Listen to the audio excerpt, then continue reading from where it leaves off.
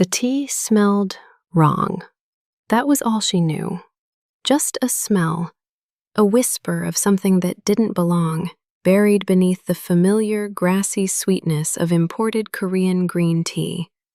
Something bitter, something deliberate, something placed there by hands that were counting on no one noticing.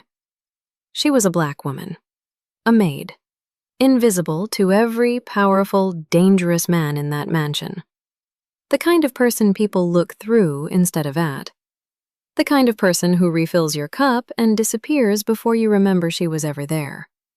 And she was standing alone in that kitchen, holding a tin of poisoned tea. 13 minutes before the most feared Korean Mafia boss in Los Angeles was going to drink it. His name was Kwon Jae-won. They called him the Silent Dragon. A man with an empire built on loyalty, on fear, on the absolute certainty that the people around him were his people. A man whose enemies knew better than to come at him directly. So they came at him through a cup of tea. Through a ritual he trusted completely. Through the one moment in his day when the most powerful man in the room was simply a son, holding a porcelain cup the way his father had taught him, with both hands. They calculated everything. They did not calculate her.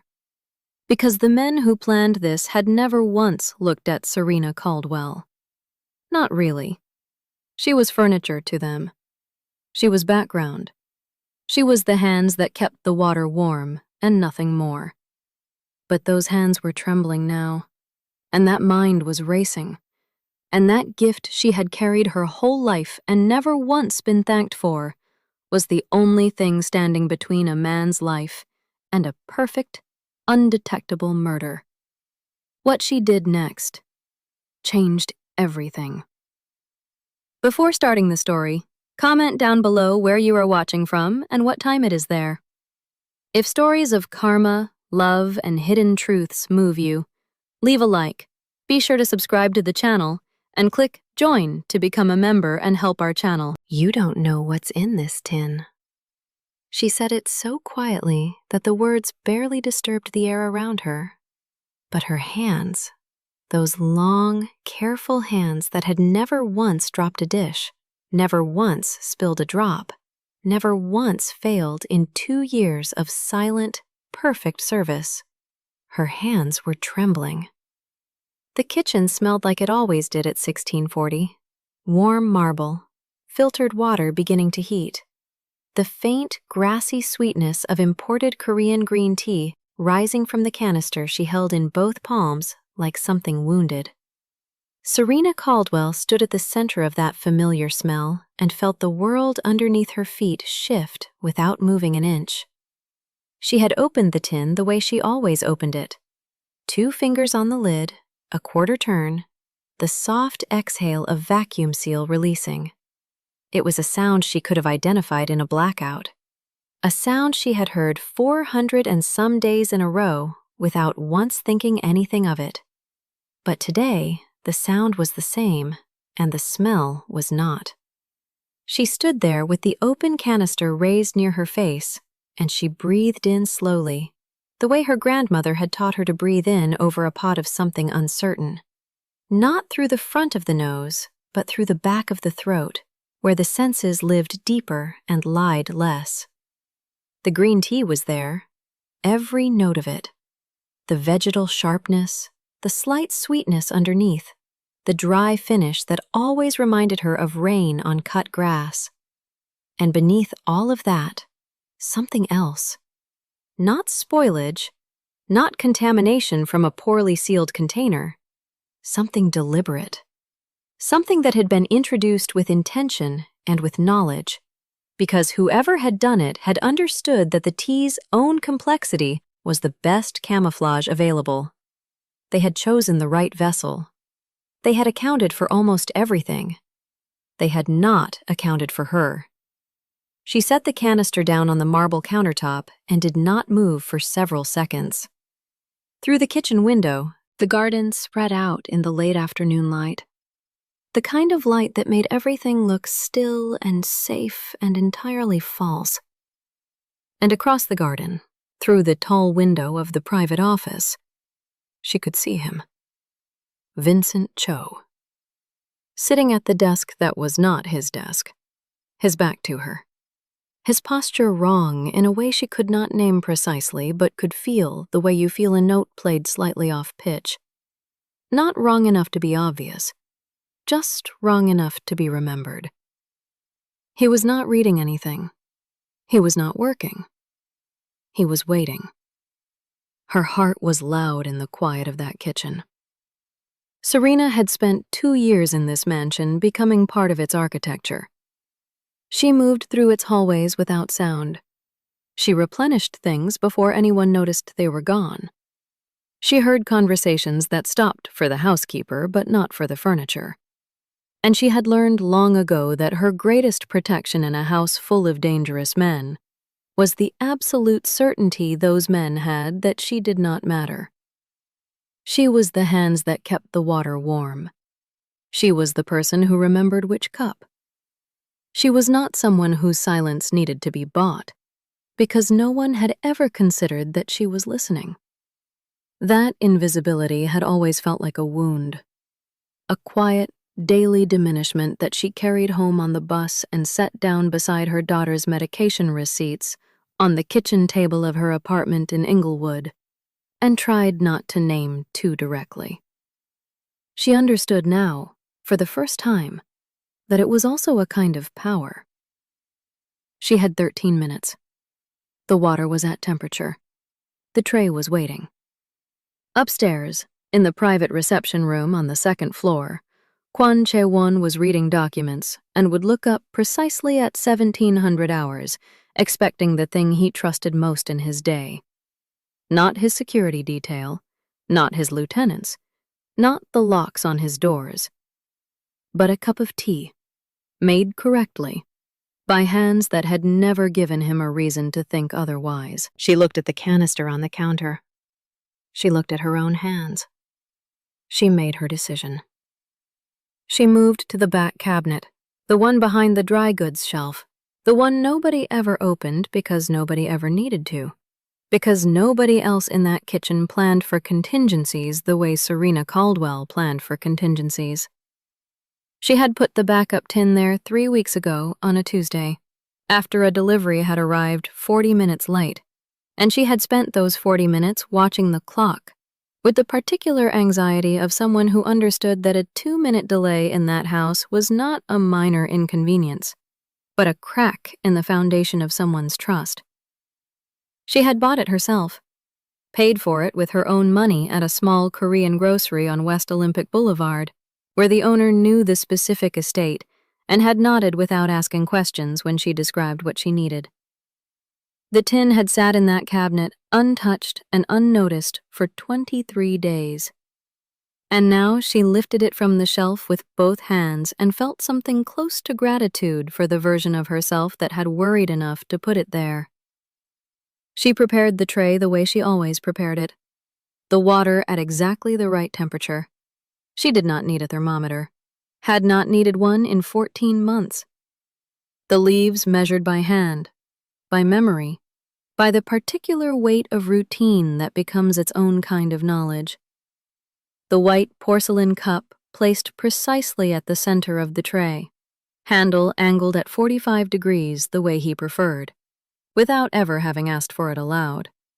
A preference she had observed and absorbed and replicated until it was simply part of what she did.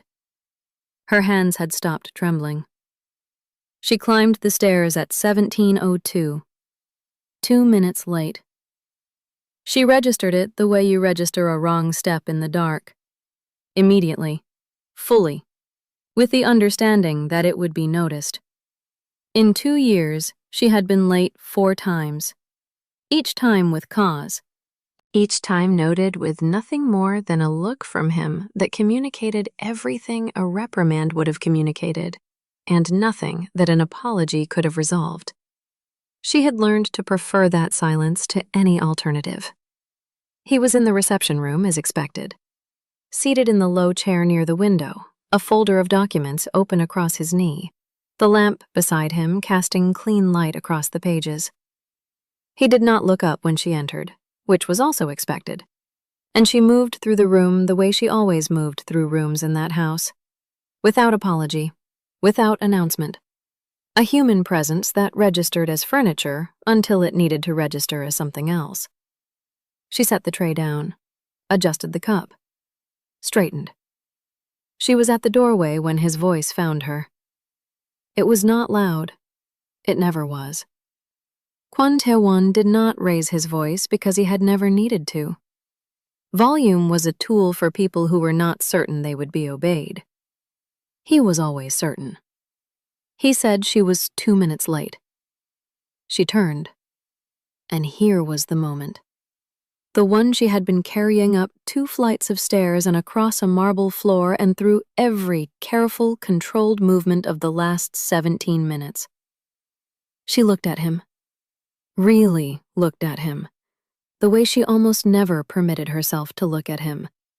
And she said the words she had decided on in the kitchen while her hands were still shaking, and the water was coming to temperature, and Vincent Cho was sitting at a desk that wasn't his, watching a window that faced a garden he expected to see something happen in. She told him about the tin. Not everything at once. She was not reckless.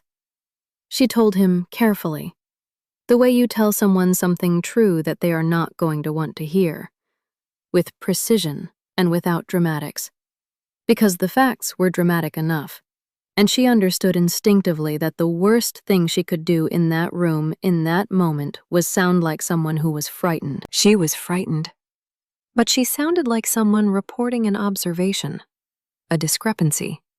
An anomaly she had detected in the course of doing her job with the kind of attention that her job, apparently, required. She told him the smell was wrong. She told him she had used her own tea.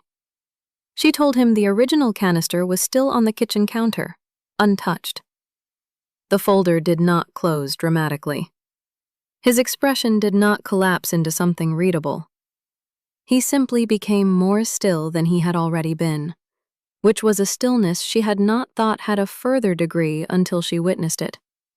And the quality of his attention shifted in a way she felt before she could describe, like the change in air pressure before a storm that hasn't yet decided to arrive. He asked her what she had said. She said it again. He stood. He walked to the window and stood with his back to her, and she watched the line of his shoulders and the dragon climbing the left side of his neck and thought, not for the first time, that the tattoo had been chosen by someone who understood something true about the man wearing it. Not ferocity, which was the obvious reading, but patience. Dragons in the old stories did not rush. They waded in deep water, and they knew things, and they moved only when movement was the only remaining option. He was looking at the garden. She knew what he was seeing. The light in the office window across the courtyard had not changed. Vincent Cho had not moved. He was still sitting at the desk that was not his desk, in the chair that was not his chair, with the stillness of a man who was counting down to something, and calling that counting waiting. Kwon did not say Vincent's name. He did not say anyone's name. He asked her one question, quietly, without turning from the window. And the question was whether she understood what happened now. She said she understood that she had done her job. He turned then. Not quickly, with the same unhurried precision with which he did everything, as though time were a resource he had negotiated favorable terms with long ago. He looked at her the way she had imagined, in small, private moments she had never examined too closely, that it might feel to be looked at by someone who was actually trying to see you. Not assess you, not categorize you. See you. He said her name. In 2 years, he had said her name perhaps a dozen times, always as acknowledgement, never as address. This was different. This was the difference between pointing at something and reaching for it. He told her he needed to know something. She waited. He asked her why she had told him. He said she could have replaced the tea and said nothing. He said no one would have known. He said she would have been safer in the silence than she was standing in this room having said what she had just said. She thought about it honestly, because he deserved honesty, and because dishonesty in that moment would have been not only wrong, but visible. And she had not survived 2 years in that house by being visible in the wrong ways. She told him that silence would not have ended it. She told him that whoever had done this had done it with planning, and with patience, and with access, and that those 3 things together did not describe a single attempt. They described a commitment. And a commitment would find another way, another day, when she might not be standing at the right counter at the right time with the particular gift she had been born with and had spent a lifetime being quietly embarrassed by in rooms where it had no obvious value. She told him she had been invisible in that house for 2 years. She told him that the person who had put something in that tin had been counting on everyone in the house being invisible to each other in exactly the same way. The room was very quiet.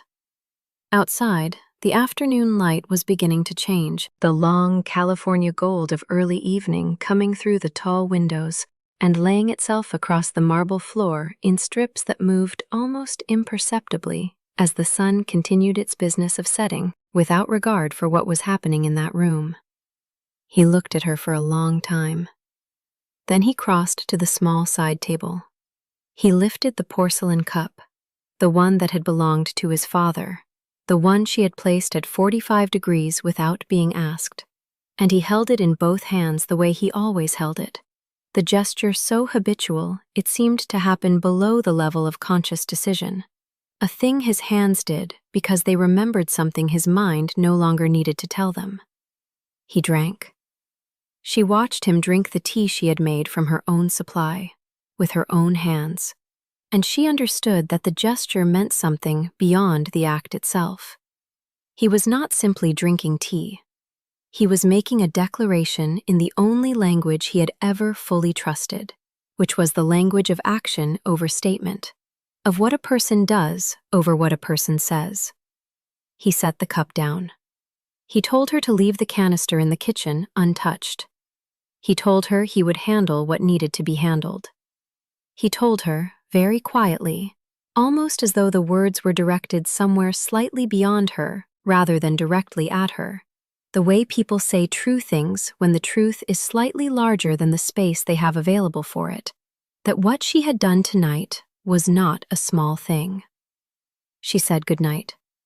She walked down the stairs and through the corridor, and she did not allow herself to feel anything until she was through the kitchen door and standing alone beside the counter where the original tin still sat, patient and poisonous, and now entirely powerless. And then she leaned against the wall and breathed in and breathed out, and let her hands shake as much as they needed to. 3 floors up, she heard, very distantly, the sound of a phone being dialed. And then another. And then the house, which had been holding its breath for 17 minutes, began to exhale. The canister was removed from the kitchen at 1943 by 2 men she had never seen before and never saw again. They came in through the service entrance, which told her that Kwon had thought carefully about who in that house could be trusted to use the front door, and had arrived at a number small enough to require the back. They did not speak to her. They did not look at her. They placed the tin in a sealed container they had brought with them, and they left the way they came. And the kitchen looked exactly the same as it had before, except for the absence of the thing that had been trying to kill someone, which was an absence that felt, to Serena, like the first honest breath the room had taken all day. She finished her closing duties. She wiped the counters. She aligned the chairs. She turned off the lights in the order she always turned them off, Because routine was the thing that kept a person intact when everything surrounding the routine had become unrecognizable. And she walked out of the mansion at 2017 and rode the bus home to Inglewood with her hands folded in her lap and her eyes on the window, and her mind doing the careful, exhausting work of not thinking about anything too directly. Her daughter was asleep when she arrived. She stood in the doorway of the small bedroom for a moment and looked at her, and then went to the kitchen and sat at the table where the medical bills lived in a folder she kept closed because open was too much most evenings. And she sat there in the quiet for a long time before she went to bed. She did not sleep well, but she slept. The results came back at 2200 hours, delivered to Kwon by a man whose name appeared in no organizational chart, and whose particular expertise had been retained for exactly these kinds of questions. The compound was aconitine, extracted from the aconitum plant, colorless, nearly tasteless, capable of mimicking cardiac failure with a precision that made it a favorite of people who needed a death to look like a death from something else. The dosage in the canister was not experimental. It was calibrated. Someone had done this before, or had learned from someone who had, which in the architecture of that organization amounted to the same category of problem. Kwon read the report twice. Then he folded it. Then he sat in his office alone for 20 minutes. And whatever happened in those 20 minutes belonged entirely to him, because there are reckonings that cannot be shared and should not be witnessed. Moments when a person has to hold the full weight of what almost happened, and what it means that it almost happened, and who they have been trusting, and what that trust was built on, and how long they have been standing on a foundation that was being quietly removed from beneath them. He had built an empire on the premise that he knew his people. He had almost died because of it. He called Vincent Cho at 22:31 and asked him to come to the office. Vincent arrived in 11 minutes, which was fast enough to confirm that he had been waiting. He came in wearing the charcoal suit and the Rolex and the organizational pin at his lapel, and he was smiling the smile that never reached his eyes. And he said good evening with the ease of a man who believed he was stepping into a conversation he had already won. The meeting lasted 40 minutes. No one else was present. No record was kept. When Vincent Cho walked out of that office, he was no longer wearing the organizational pin, and he was no longer smiling, and he was no longer second in command of anything.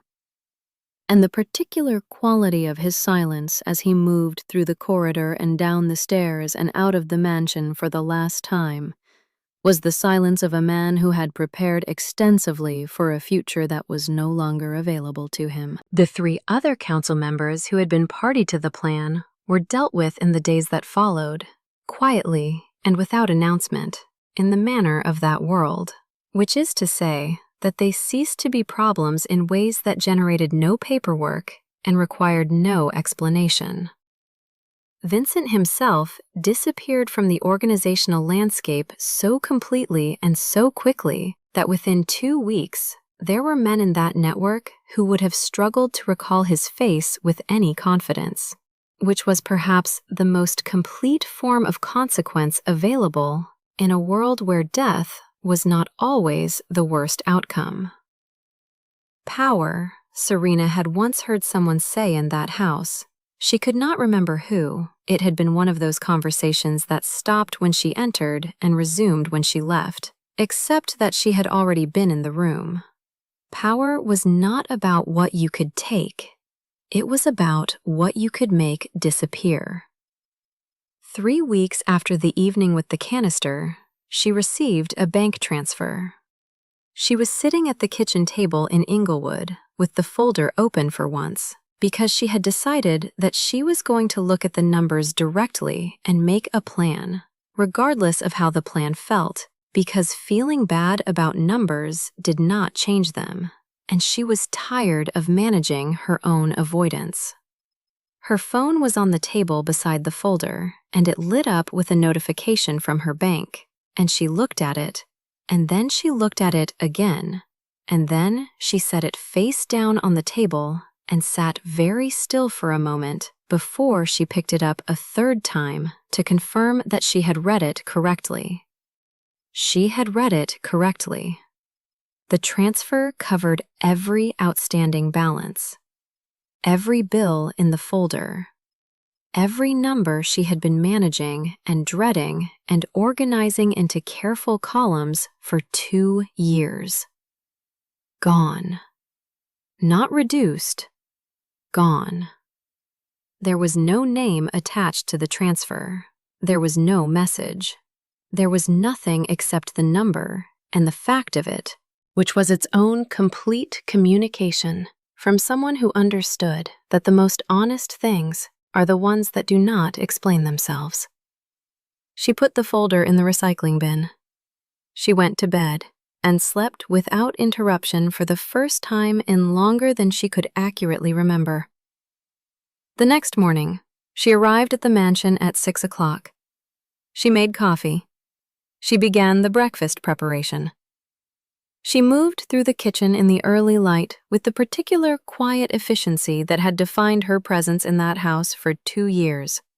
And she thought about visibility and invisibility, and the strange mathematics of how the things that make a person easy to overlook are sometimes the same things that make them impossible to replace. At 1700, she carried the tray upstairs. At 1702, she had been on time. It was simply that she had paused for 1 moment at the top of the stairs to breathe. She set the tray on the side table. She placed the cup at 45 degrees. She straightened. She asked him, before she left, whether the tea was good. He looked up from whatever he was reading. He looked at her the way he had looked at her in the room 3 weeks ago, with that quality of attention that felt like being recognized rather than merely identified. He said it was honest. She nodded once.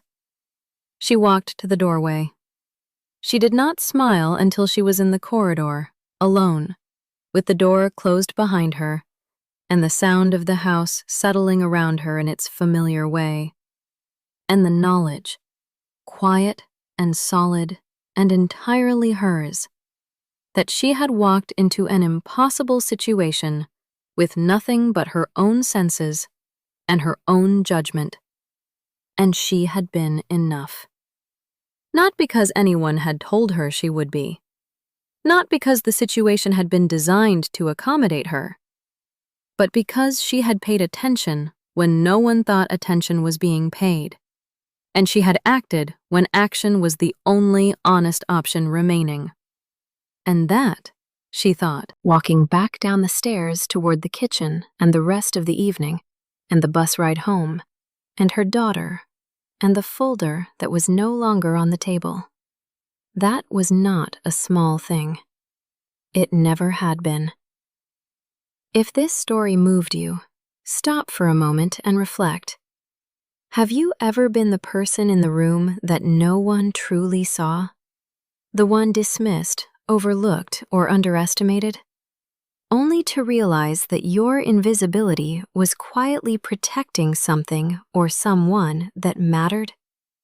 And have you ever had to make a choice, alone, with no guarantee of safety and no promise of recognition, simply because it was the only honest thing left to do? Tell us your experiences and feelings in the comments. We read them all. And if you believe in stories about loyalty, courage, and the power of being seen, leave a like, be sure to subscribe to the channel, and click Join to become a part of our community and help the channel.